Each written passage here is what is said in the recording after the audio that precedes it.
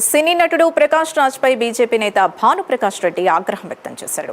ప్రకాష్ రాజ్ ని విదేశీ శక్తులు నడిపిస్తున్నాయని ఆరోపించారు. ప్రకాష్ రాజ్ సమాజంలో ఉండే మనిషి కాదని, శ్మశానంలో ఉండాల్సిన రాక్షసుడని మండిపడ్డారు. ప్రకాష్ రాజ్ కు సినిమా అవకాశాలు ఇవ్వకూడదని సినీ సంఘాలకు విజ్ఞప్తి చేశారు. పవన్ కళ్యాణ్ సనాతన ధర్మం గురించి మాట్లాడినందుకే ప్రకాష్ రాజ్ టార్గెట్ చేశారని అంటున్న భానుప్రకాష్ రెడ్డితో మా editor Raju face to face.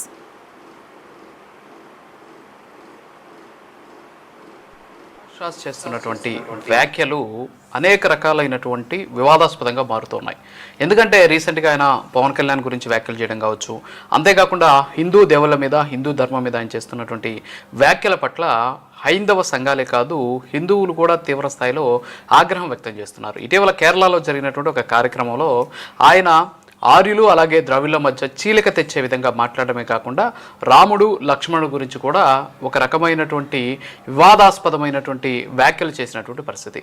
దీని మీద హిందూ సంఘాలు ఆగ్రహం వ్యక్తం చేసి, అంతేకాకుండా తిరుపతికి చెందినటువంటి భానుప్రకాష్ రెడ్డి తమ మనోభావాలు దెబ్బతిన్నాయని చెప్పేసి ఆయనకి నోటీసులు కూడా పంపించినటువంటి పరిస్థితి. కానీ నోటీసులకి సమాధానం ఇవ్వకపోవడంతో ఇప్పుడు ఆయన మీద తిరుపతిలో ఒక ప్రైవేట్ కేసుని దాఖలు చేశారు. సో భానుప్రకాష్ రెడ్డి గారు మాట్లాడదాం. ఏంటి సార్ అసలు ప్రకాష్ రాజు ఉద్దేశం ఏంటి? అంటే ఏ అంశమైనా సరే, అంటే నేను ఒకరిని ఉన్నాను అని చెప్పేసి వేలు పెట్టేటటువంటి పరిస్థితి కనిపిస్తుంది. సో ఎలా చూడొచ్చు? ప్రకాష్ రాజు మీ దృష్టిలో నటుడు, నా దృష్టిలో రాక్షసుడు. మనిషి అయిన వాడు, హిందూ ధర్మాన్ని ఆచరించేవాడు, శ్రీరామచంద్రుడు లాంటి నాన్న, శ్రీరామచంద్రుడు లాంటి అన్న, శ్రీరామచంద్రుడు లాంటి తమ్ముడు, శ్రీరామచంద్రుడు లాంటి భర్త, రామరాజ్యం కావాలని చెప్పి కాశ్మీర్ నుంచి కన్యాకుమారి వరకు అందరూ ఈరోజు శ్రీరామచంద్రుని ఆరాధిస్తుంటే, అలాంటి శ్రీరామచంద్రమూర్తిపై ఈరోజు రామాయణం కొన్ని కోట్ల మంది హిందువులు పారాయణం చేస్తున్నట్టు నిత్య గ్రంథం అది. అలాంటి గ్రంథాన్ని వారు అవహేళనగా మాట్లాడుతూ శ్రీరాముడు లక్ష్మణుడు ఉత్తరాది నుంచి దక్షిణాదికి వచ్చారని చెప్పి, అలాగే మామిడి తోటలో మామిడి పండ్లు దొంగలించారని చెప్పి ఒక దొంగగా రాజుని, చక్రవర్తిని ఈరోజు కోట్లాది మంది హిందువులు ఆరాధిస్తున్నట్టు మా దైవాన్ని, మన దైవాన్ని అంత అవహేళనగా మాట్లాడడం మేము జీర్ణించుకోలేకపోయాం. అందుకే వారికి 100 కోట్ల రూపాయల పరుణ సందావ నోటీసు కూడా పంపించడం జరిగింది. బహిరంగ క్షమాపణ చెప్పమని చెప్పి అడగడం జరిగింది. వారు దున్నపోతు మీద వర్షం పడితే ఎట్లా ఉంటుందో ప్రకాష్ రాజు నైజం కూడా అలాగే ఉంది. ఎక్కడ కానీ ప్రకాష్ రాజు దాని మీద స్పందించినటువంటి దాఖలాలు నేను గమనించలేదు.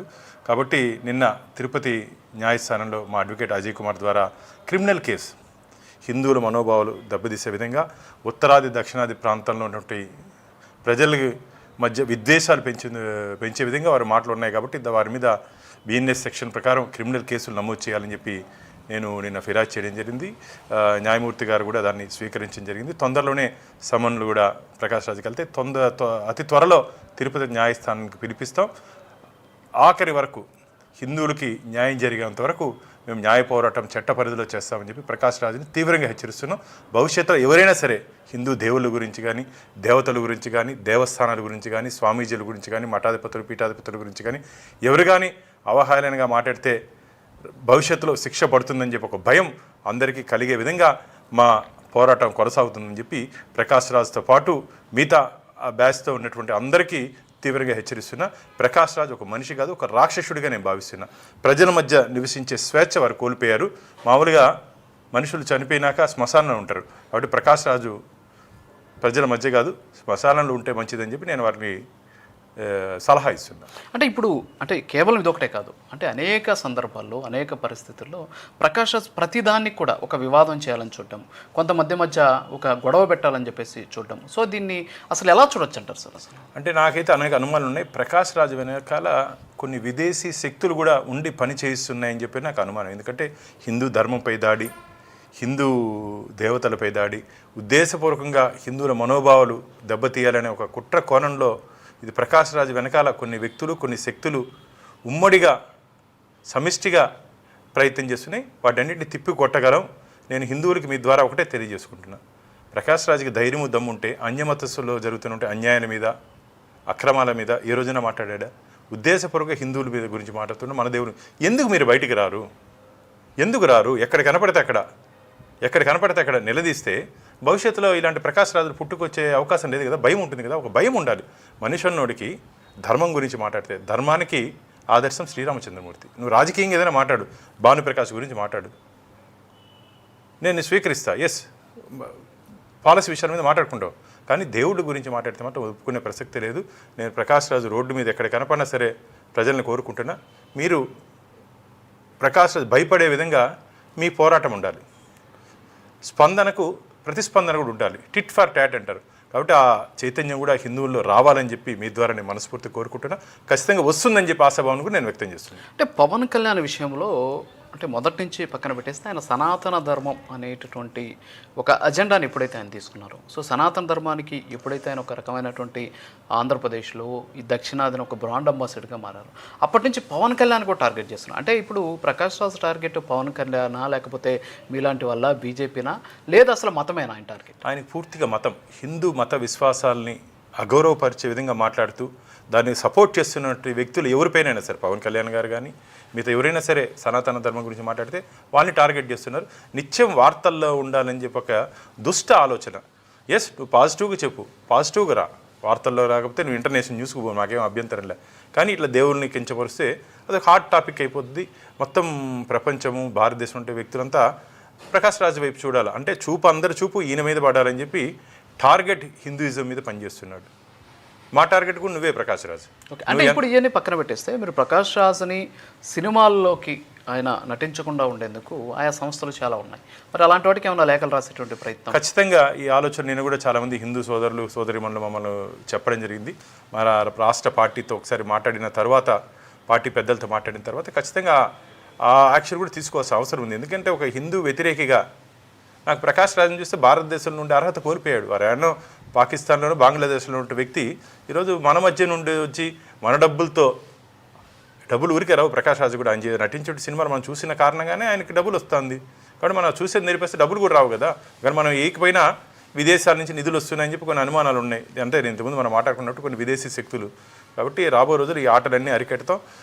నిన్న మొన్న మీకు తెలుసో తెలీదో ధర్మస్థల్లో జరిగినటువంటి సంఘటన కూడా ప్రకాష్ రాజు దాంట్లో ఇన్వాల్వ్మెంట్ ఉంది అని చెప్పి కొందరు చెప్తున్నారు.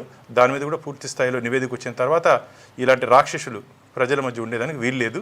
కాబట్టి వీళ్ళని ఎక్కడికి పంపించాలో అక్కడికి పంపిస్తాం. అంటే ఈ ధర్మస్థల ఇష్యూ గురించి మనం ఇప్పుడు మాట్లాడితే, ఆయన ఎవరైతే దాంట్లో అప్పుడు సమాచారం ఇచ్చారో అతనికి డబ్బులు ఇచ్చి, సో మీరు ఇది చేయాలని చెప్పేసి మాట్లాడారు, ఫోన్ కాల్లో మాట్లాడారని చెప్పేసి ఆయన ఏకంగా అఫిడవిట్ ఇచ్చారు.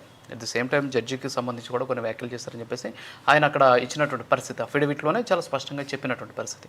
మరి ఇలాంటి సందర్భంలో నేను బయట ఉన్నాను, నేను వచ్చి మాట్లాడతానన్న ప్రకాష్ రాజు కాక్రోచ్ పార్టీకి సంబంధించిన కార్యక్రమానికి హాజరయ్యాడు. కానీ ఇంత పెద్ద ఇష్యూలో అతను ఉన్నాడు, నా ప్రమేయం ఉందని చెప్పేసి బయటకు ఒక వాదన వచ్చింది, దానికి ఆన్సర్ చేయాలి అనేటటువంటి ప్రయత్నం ఆయన ఎక్కడా చేయలేదు.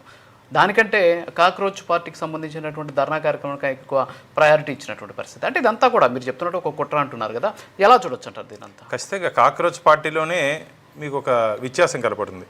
కాక్రోచ్లు ఎక్కడ ఉంటాయండి? మామూలు మనమారిగా హాలల్లో ఎన్నుండు, కాలువల సందుల్లో, బాత్రూంలో ఉంటాయి. కాబట్టి ప్రకాష్ రాజ్ స్థానం బాత్రూంలు, కాలువ సందుల్లో ఉండాలి. నువ్వు కాక్రోచ్తో కలిసినా సరే, ఎవరితో కలిసినా సరే, ఇక్కడ ఉండేది హనుమంతుడు. మా పక్క ధర్మం పక్కన నిలిచేది హనుమంతుడు. ఒక్క తొక్కితే లంకా నగరాన్నే అగ్నికి ఆహుతి చేసినటువంటి బలవంతుడు హనుమంతుడు. మేము హనుమంతుడు పక్షాన ఉన్నాం. కాబట్టి నువ్వు కాక్రోచులతో, ఆ చీపురుపులతో కలిస్తే నీకు రాబో రోజుల్లో ఖచ్చితంగా లంకా దహనం ఏ విధంగా జరిగిందో అదేవిధంగా నీకు కూడా వీపు విమానం అయిపోతుంది. ప్రకాష్ రాజ్, నువ్వు రాబో రోజుల్లో తీవ్ర పరిణామాలు ఎదుర్కొనే తప్పదు. జరగబో సంఘటనలు కూడా చాలా సీరియస్గా ఉంటాయి. ఎందుకంటే నిన్న ఈ న్యాయపరంగా మేము పోరాటం చేస్తున్నాం. న్యాయపరంగా ఎందుకంటే మేము ఇక్కడ నుండి ప్రజాస్వామ్యంలో ఉన్నాం. కాబట్టి ప్రజాస్వామ్య పద్ధతిలో వారికి ఏ విధంగా బుద్ధి చెప్పాలో ఆ విధంగా బుద్ధి చెప్పేదానికి మేము సిద్ధంగా ఉన్నాం. వారిగా అతిక్రమిస్తే ఏ విధంగా బుద్ధి చెప్పాలో ఆ విధంగా దానికి కూడా మేము తయారై ఉన్నాం. కేసులకి, జైలుకి, బెయిల్కి భయపడే ప్రసక్తే లేదు. హిందూ ధర్మం జోలికి వస్తే ఎవరైనా సరే ఖబర్దార్, జాగ్రత్త, మీరు జరగబో పరిణామాలు చాలా సీరియస్గా ఉంటాయి. దానికి వెయిట్ చేయండి. ఇదేం సినిమా డైలాగులు కాదు. నువ్వేదో 3 గంటల సినిమాలో యాక్ట్ చేసి నీ డైలాగులు చెప్పినది కాదు. నేను నిజం చెప్తున్నాను ప్రకాష్ రాజ్. జరగబో పరిణామాలు చాలా తీవ్రంగా ఉంటాయి.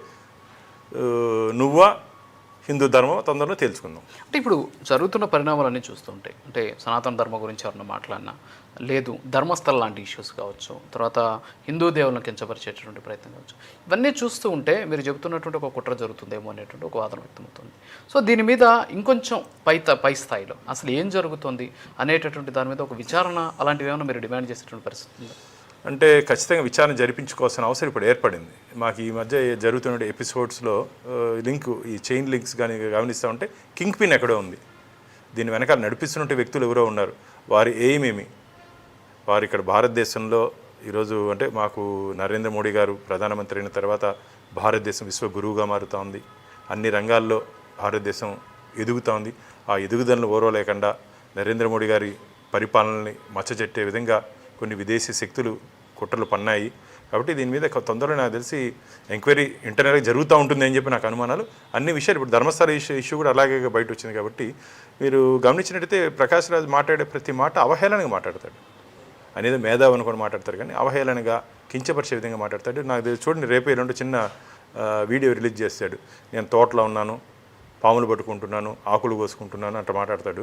కానీ తోటలో ఉండే మాట్లాడే కాదు, ప్రజల మధ్యలోకి వచ్చి మాట్లాడినైనా నువ్వు తొందరలోనే ప్రపంచ ఆధ్యాత్మిక క్షేత్రమైన తిరుమల క్షేత్రంలో ఉన్నటువంటి మా న్యాయస్థానానికి నేను పిలిపిస్తాం. ఇక్కడ ఏ విధంగా నీకు బుద్ధి చెప్పాలో కోర్టు లోపల న్యాయపరంగా, కోర్టు బయట ఇంకా చెప్పకూడదు, ఏ విధంగా ప్రజలు నీకు బుద్ధి చెప్తారో కాసుకొని ఉంటుంది. Thank you sir.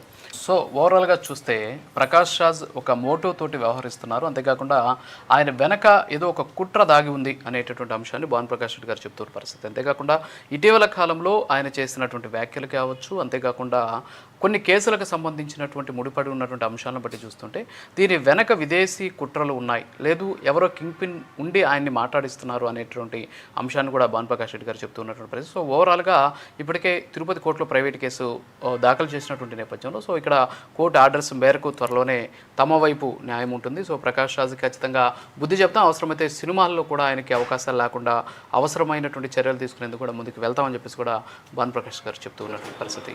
Camera person నరసింహతో Raju, prime news.